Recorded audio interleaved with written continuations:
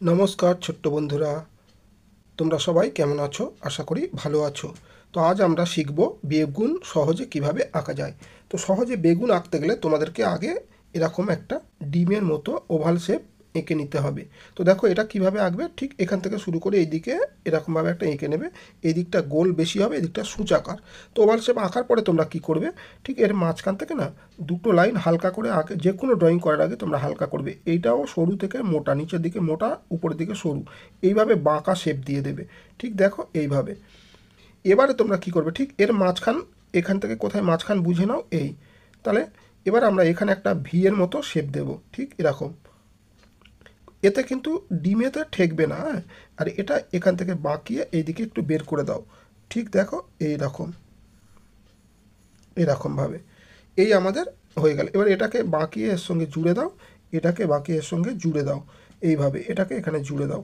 এবার আমরা ভিতরটা মুছে নেব। দেখো সুন্দর একটা বেগুনের ড্রয়িং আমরা সহজে শিখে গেলাম। তো এইভাবে তোমরাও বেগুন সহজে এঁকে ফেলতে পারবে। তো যে কোনো ছবি আঁকতে গেলে আগে হালকা স্ট্রাকচার বানাবে। তো সর্বপ্রথম দেখো এখানে আমি এইভাবে ড্রয়িংটা করছি। তো আমি মার্কার দিয়ে করছি, তোমরা চাইলে করতে পারো, আর না হলে তোমাদের মার্কার দিয়ে করা লাগবে না। তোমরা পেন্সিল ড্রয়িং করবে, প্রথমে হালকা করবে, তারপরে গাঢ় করে চেপে চেপে করবে, তাহলে ছবি পরিষ্কার সুন্দর দেখতে লাগবে। আমি মার্কারে করছি কেন, আমি যেহেতু ভিডিওটা ক্যামেরার সামনে বানাচ্ছি, তোমরা যাতে পরিষ্কার বুঝতে পারো, দেখতে পারো, সেই জন্য কিন্তু আমি মার্কার ব্যবহার করছি। তোমরা চাইলে করতে পারো, নাও করতে পারো।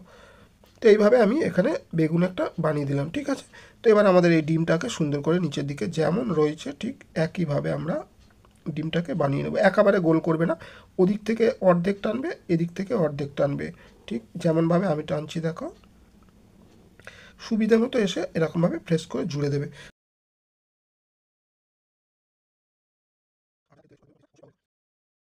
যদি ভিডিওটা ভালো লাগে অবশ্যই একটা শেষে শেয়ার দিয়ে সকলকে দেখার সুযোগ করে দিও। তাহলে আজকের মতো এই পর্যন্ত, সবাই ভালো থেকো। নমস্কার।